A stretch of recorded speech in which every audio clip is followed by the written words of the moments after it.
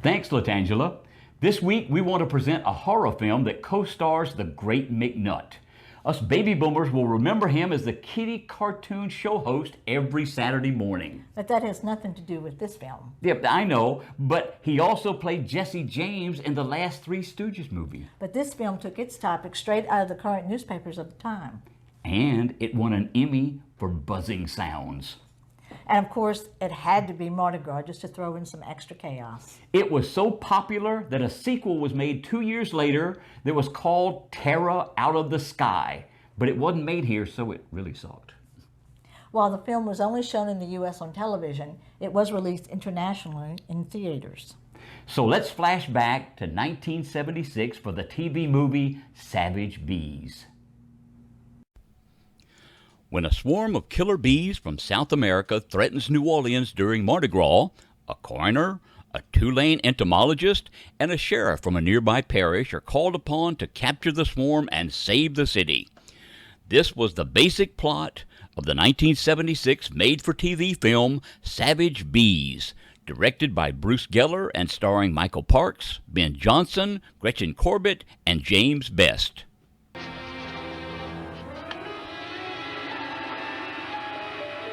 Some kind of bugs killed Seth? Bees. It's a stinger. What makes you think there's something special about this one? Scores of Brazilians were killed when they were attacked by swarms of the so-called Africanized bees. The Africanized bees attack when annoyed by color or sound. It's the eeriest, most frightening thing I ever heard. Close your doors and windows.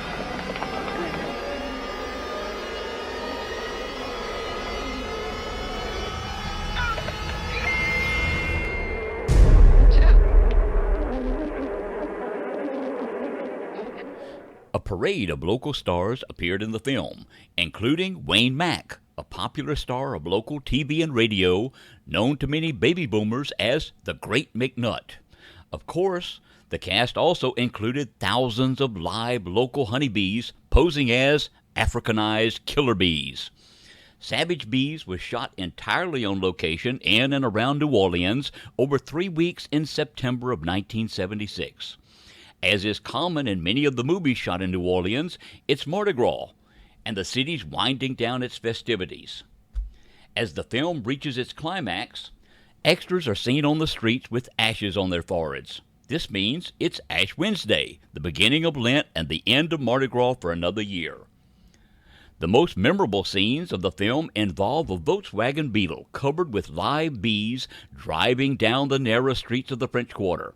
The car continues through the Central Business District and into the Superdome, making its first cinematic appearance.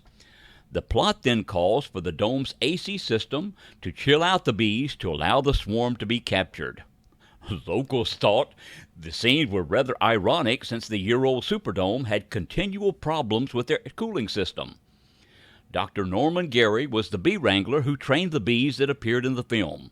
He also had a small part as a tractor driver who's attacked by killer bees and dives into a pond to safety.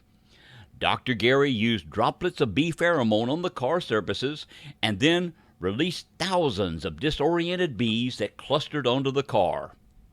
While driving through the French Quarter, hundreds of bees flew from the car and were temporarily lost in the area. In an interview, Dr. Gary said that immediately after the director would yell "cut," he and his assistant would roam up and down the streets, each carrying a large cross held high and covered with pheromone to capture the stragglers.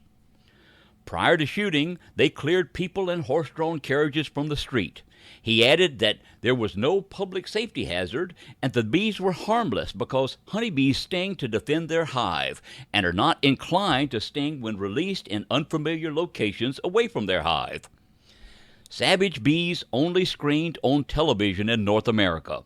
When it premiered on November the 22nd, 1976, opposite Monday Night Football, its ratings made it the 6th most watched show of the week, positioned between episodes of two of the most popular shows of the time, Happy Days and MASH.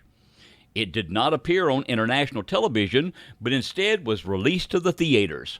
producing these great movie posters.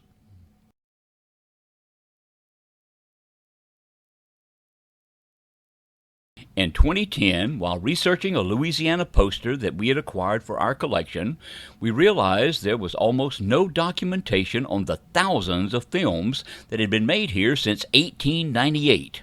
That's when the first production company came to Louisiana. As collectors of Louisiana movie posters for over 40 years, Sue and I decided to use our personal collection to go on a quest to bring awareness to this problem.